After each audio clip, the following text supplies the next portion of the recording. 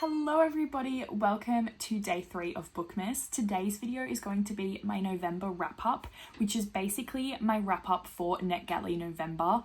I had such an amazing reading month and I attribute this all to Nicole. Thank you so much for creating this wonderful readathon with the help of a few lovely friends, but it was mostly you, so I thank you. And Vanessa and Coda, who put in the hard yards, did some really cool stuff behind the scenes for the readathon. Again, just thank you. I appreciate it so much and I am so happy that I was a part of it this year. It was lovely and I got so many books read from all of the sprints that were happening 24/7, so it was just such a great time. So today I'm going to share all of that so I can move on and begin my December off as strong, hopefully, as November was. I did the Snakes and Ladders style board thing. It will be here. I rolled and got a number and then had to connect that with a prompt, and then I had to read a book that went with that prompt. I read a mix of NetGalley books this month, physical arcs, and also just random books I wanted to read, mostly on my Kindle.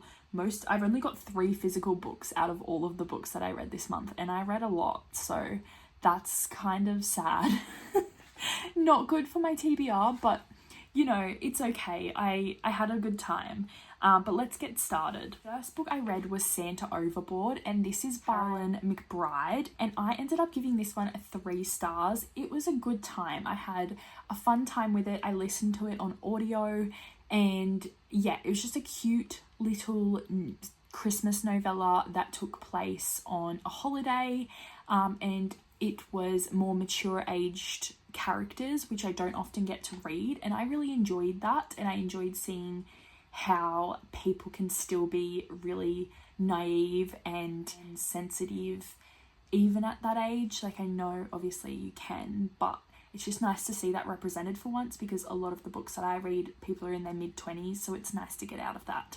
And this one I picked from the Read It Now section, so that was one of my prompts, and also it had a name in the title because Santa is a lovely name. So that covered 2 of my prompts, and I am combining them. I'm not sure if you can actually do that, but I only did it with a few things, so it's fine. We're gonna go with it. The book I read was The Affair by Tessa Bailey. This one I've had on my shelf for a while now. It came out, I want to say, in like August or something, but I didn't receive it from the publisher until September, so I was a bit late to the game anyway, and then I just couldn't get into it. I had started it multiple times, and I read the first book in this interconnected series, Fangirl Down, and I absolutely loved that one. Gave that one 5 stars and had big expectations for loving this one as well, but it didn't really go that way. I gave it 3.5 stars because although I had some issues, I still really did enjoy it. It's just more that I couldn't get into it enough to read it all at once. So my reading was really broken up and I didn't enjoy that part of it. But yeah, I did like the ice hockey components of this. I liked the age gap romance because he was like really like big and, you know, like a dad. What am I saying? Already had his whole career, and then she was still at college, wanting to do stuff in bio, and like she worked in Antarctica and stuff, so she had big hopes and dreams, and he was so excited for her with that, which I really appreciated that he didn't hold her back in any way. At the same time, he had a daughter, which obviously she was the au pair for, and they kept things from her when she was like 12 years old.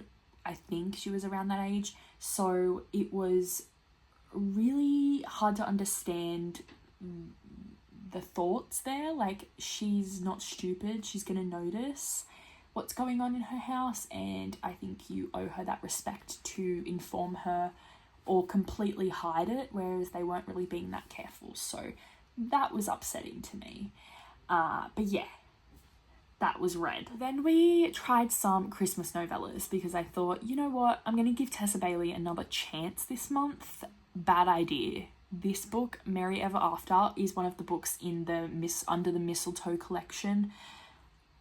This one I hated with a massive passion. I gave it 2 stars, but really I should have given it like 1. I don't know, 2 stars. I feel bad for hating on this book. But yeah, Merry Ever After was not for me. This one was like small town romance. He worked on a farm. She was like a dressmaker or like into textiles and all of that. And she made him these pair of jeans. Anyway, he needed to pay her back because she wouldn't let him pay for it, and then he bought her a bike. It was weird. I didn't like that.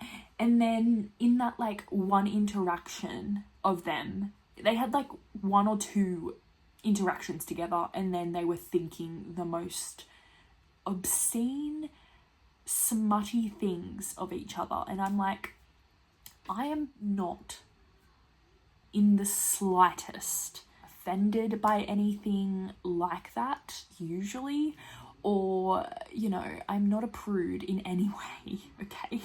Like, I have a dick on my bookshelves. That tells you enough. But this scared me for the human race. Like, why are we shouldn't really normalize this type of behavior and acting on the behavior as well. Like, obviously they were both consenting, so I appreciate that. But like, why do men have these thoughts about women in the first sight of them? Because that is scary. Like, I know men are scary sometimes, but like, please control yourselves. Anyway, we moved on from that one quite quickly and then went to Only Santa's in the Building by Alexis Staria. And this one I really, really loved. I think it was the last one. It was the 4th or 5th one in this little series. I didn't read any of the others because these are the only 2 I got accepted for on NetGalley. And I will probably read the others next month just to finish it, because I can't have like read the first one and the 5th one. That doesn't feel good to me. But I gave this one 4 stars. I really enjoyed it compared to Merry Ever After. I feel like the progression was much better, and even though it was like a really short novella, it still had that like anticipation and right pacing and timing, whereas I feel like Merry Ever After didn't have that. They kind of just rushed into it, and it was like, whoa, this is way too soon, too much going on, and like there was nothing. So yeah, that was my thoughts on that little collection so far, but we shall see if I enjoy the rest of them next month. Who knows? Next, I had a much better experience with my favourite book of the year. I read Phantasma by Kaylee Smith and obviously gave this one 5 stars. I had the best time reading this. We read it for the read along, and I do have a vlog of me reading this book, so I'll link that down below, so go watch that if you want to hear all of my thoughts. But basically, I loved every second of this. I had the best time. I can't wait for the sequel that's coming out next April that follows her sister. But yeah, I just had a great time with this one, and I just couldn't get enough. I wanted more and more and more. It shocked me, it scared me, it made me cry and laugh. I just had a great time. So yeah, that's all I really need to say about that one. Read another NetGalley book, and this one was a wild ride. I read this one for my not normal genre, which I thought this was a thriller, but it is really a mix of things. I don't know if I would classify it as a thriller, but going into it, I thought that's what it was going to be. So, but this one was The Trouble with Drowning by Heather Hack or H. I'm not sure, but I gave it 4 stars, and even though this book terrified me in parts, I listened to it. It followed relationship at the beginning, and then that kind of took a turn when one of the people in the relationship showed her true colours, and then she couldn't give up the idea of this relationship. So she was going through a lot. She got diagnosed with schizoaffective disorder and was doing well, taking her meds, doing therapy, doing all the things to help herself, and getting diagnosed was like a massive thing for her. But she was really unreliable in her narration, and that was just really interesting to read, and it really kept me hooked. Like, I didn't know how far she was going to go, and because I thought it was a thriller, I was like, this could get really scary. but like it gave me the feelings of like this could, I don't know if at the start if it was a romance, if it was a thriller, or if it was like just general fiction. I wasn't too sure. So I had a really good time with this one. It like switched up pace really well, and it had the perspectives of both counterparts in the relationship and also another counterpart that gets added later. And I think it just did a really good job of balancing all of it. The only thing I will say is that in the middle of the book, it felt like it could end.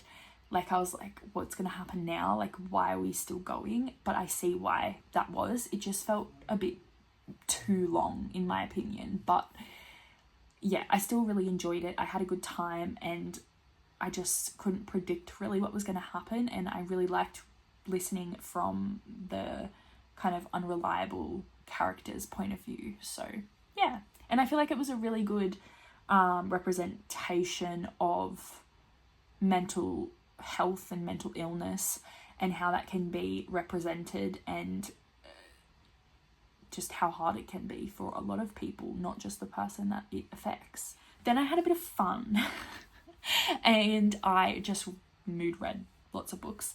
Mood reading was one of the options, so there was that. So that counted for God of Fury and God of War, which had pink on the cover, so that was another one of my prompts. And these two I gave both 5 stars. I love this series. I love the conclusion of it. God of Fury was amazing, like everyone said. It was a lot though, like I don't know, I feel like nothing really happened in that book compared to a lot of the other ones, but it was still so good. Like I loved those characters so much. Nicole has my absolute entire heart. I just love him forever and ever. And then Brandon was like amazing as well. It was really cool. I love backstory and his perspective really well, because I feel like you can see the outsider's perspective of him in all the other books and how other people view him as like the good brother, the really like normal one, calm one. And then when you get to his perspective, finally, you can see inside his head and it's like nothing like that. So I really enjoyed that. And then with God of War, this one was so different to the others because it took place a long time after the other books, so we didn't have that like university setting, so it was kind of sad not being with all the characters all the time. In that way it wasn't as good, but I just loved the characters. I loved that relationship, and also she had a lot of mental health issues and went through a lot, and she had a form of psychosis where she wasn't aware of it happening a lot of the time, had lots of like memory loss problems because of it, and things happened. But I really liked how it was done, and just Eli, I was so excited to see what the backstory of those two were, because we got crumbs of them in the other books, but this was like more than I expected. So I was loving that, and The Smart was like really good. So yes, I read those 2 books. I'm finished that series now, and it made me so excited to go back and read the parents' books, which is what you're really kind of supposed to do first, but I did it this way. So I'm really excited to get to know all of the parents. It's just going to be so fun, and yeah, I can't wait to be back into Rena Kent's worlds because she's amazing. I need to continue in the Rena Kent universe. Like, I can't get enough of her. Like seriously, it's a problem at this point. There's another NetGalley book, and that one was This Girl's a Killer by Emma Wells. It was out of my comfort zone read. This one was a thriller, and I gave this one 3 stars. I didn't enjoy this one that much, but it was still an okay read. The writing was really good. The only problem I had with this is when I started reading it, it was giving me the same feeling as the F.R.I.E.N.D.S series. Like I was feeling those thoughts, like you can take the title literally, and she is killing people that she thinks are bad men. Like she's killing bad men, which was similar to what happened in the F.R.I.E.N.D.S series, but she had a more personal motive, I believe. And then it was also similar to the Bandit Queens in that way that you're dealing with like the morals of killing a person, what it does to you, and just all of that. So I did enjoy it in that way, about how it talks about what makes a person evil and all of that. But I feel like this chick was a psychopath, so that kind of brought me out of the story, and she just wanted to kill like a lot of people when they didn't deserve it. So yeah, even if they did deserve it, it's just kind of that thing, like, do they really deserve to die, or do they just deserve to be put in prison? Like, a lot of them, yeah, they probably do deserve to die, but like, is that your choice to make? You know, why are you doing this? Why are you just going around killing your best friends' boyfriends all the time? Seriously. And yeah, her perspective really creeped me out at times, because she was so obsessed with her best friend and her best friend's daughter, and she was just really controlling and manipulative and gaslit them all the time. So I didn't have a good time on that front, but overall the story was interesting and I wanted to keep reading it, and the writing was really good, so I ended up giving it 3 stars. Lady of Darkness by Melissa K. Rorich. This was another physical arc that I got from Harley Quinn, which is an imprint of HarperCollins. I did enjoy this one. It wasn't the best romantasy I ever read, but it definitely gave me the vibes that I was looking for going into it, and so that ended up me giving it a 3.5 star, maybe like a 3.75 if I really think about it. The characters were great. I loved the backstory of all of them. I did think it switched between tenses a bit too much, like present day and like a flashback and stuff, and because I listened to a lot of this on audio, that got a bit confusing. I just think I shouldn't listen to romantasy or any fantasy on audio. I should really just stick to romance that way, and like memoirs and stuff, because yeah, shit gets confusing. And yeah, it just like, to me, it was too similar to a lot of the other books I had read, like Throne of Glass. It was giving similar vibes to that, and I don't know, I just felt like I was following characters I'd already read about beforehand, and so I didn't enjoy that aspect. But I think maybe if it's your first time going into romantasy, then that might be a good idea to read that type of book. And I can see why people would get obsessed with it, and like there's heaps of books in the series now, and it's finally been published by an official publisher, so that's pretty cool and exciting, because it was always just on Kindle. That's my thoughts on that one. I don't have like too much. I did go into a bit more depth in my reading vlog, but it's kind of like not much to remember, you know. I've read a lot better romantasy. I had another NetGalley book, and that was Pumpkin Spice Cafe by Laurie Gilmore. I loved this. I gave it 4 stars. It was so cute, and it's been on my NetGalley forever, so I had to find the audio because it's been out for a really long time now. But yeah, I just had the best time reading this. It was adorable. I wish I read it in October to give me like those Halloween pumpkin-y vibes, because it definitely gave that really well.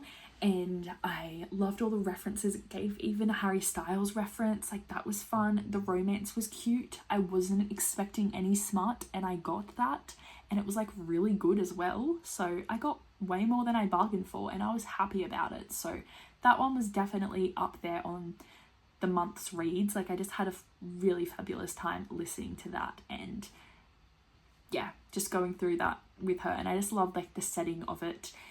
It felt very Gilmore Girls, I guess because the name is Laurie Gilmore. I really love that name. I really love that. That was her name. Just perfect cozy vibes. Next I read Next of Kin by Young. This was such a cute time. I read this in my reading vlog for the month as well, so you can see all of my thoughts on this one, because I just like binged it in 2 days. I read this one outside. I read it at the beach. I love the dedication. It says, "This book is dedicated to those who think Jess was Rory's best boyfriend. The rest of you are wrong." How fun is that? Speaking of Gilmore Girls.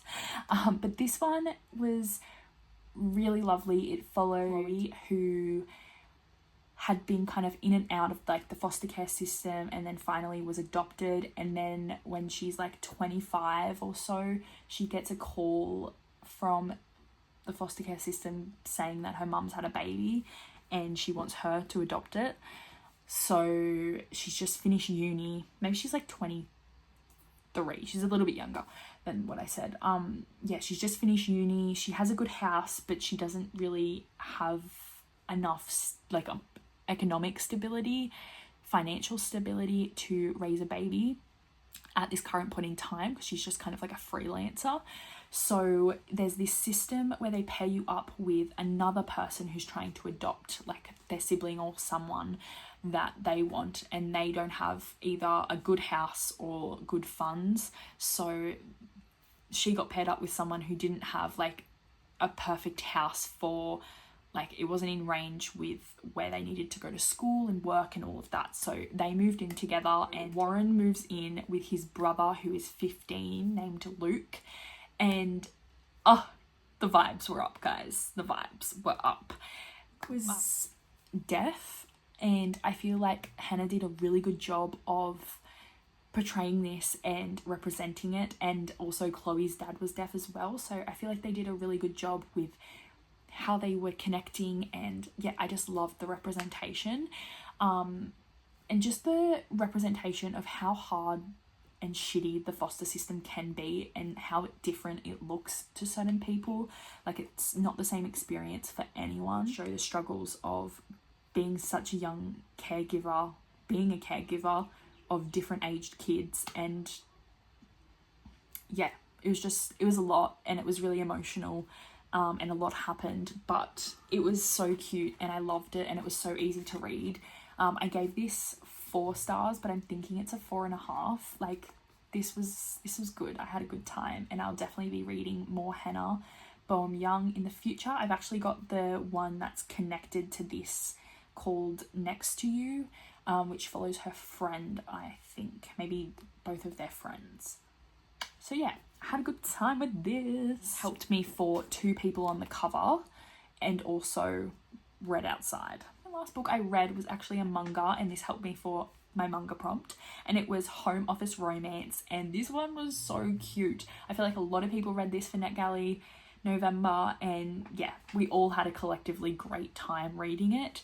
It was just adorable. It went through the experience of working from home during the pandemic, and like coming out of the pandemic, just like all surrounding that. And these 2 are neighbors, and they like chat on the balcony sometimes, and exchange food, and then exchange mangas, and then exchange books, and then they slowly like build and develop a relationship in such like an isolating time, and then as they slowly move out of that, it's really, really cute, and they just like form this absolutely adorable relationship. And I just had such a great time. It was quite short, but it definitely hit the spot, and I gave it 5 stars.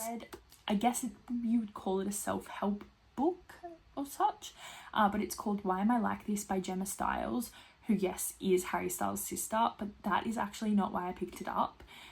This one was on the Read It Now section of NetGalley too, which I was so surprised by. I would have paid for this, which I probably will as well.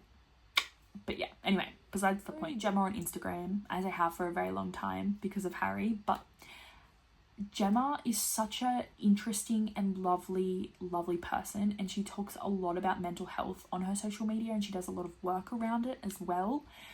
So I wanted to read this because it kind of followed her experience and different types of mental health issues, but she suffers from ADHD, anxiety and depression, like a lot of us do. And as I have a background in psychology, I've just finished my degree, I really wanted to read this to not only just support her, but to hear what she had to say, because I really value her thoughts, and it's one of those books that makes you really feel not alone, and I think that's so important. And I just had a fabulous time listening to this. Actually, because it's out now, it was on the Read It Now. I did find the audiobook on Spotify, and just her accent is so calming and lovely. And yeah, she just shares her thoughts, and a lot of it is stuff that I have learnt in my degree, but then there's that human experience that you can't get from the textbook, you know, how the internet really plays into our mental well-being and things like that. I found that a really awesome insight, and it made me feel not alone, you know, like, and she says this book is, if you ever wonder why am I like this, that is like the main concept behind the book. So I really appreciated that, and I had a great time reading it. Obviously 5 stars. Had a great time. But that is all. That is a lot of books. I cannot believe it. My throat hurts from talking.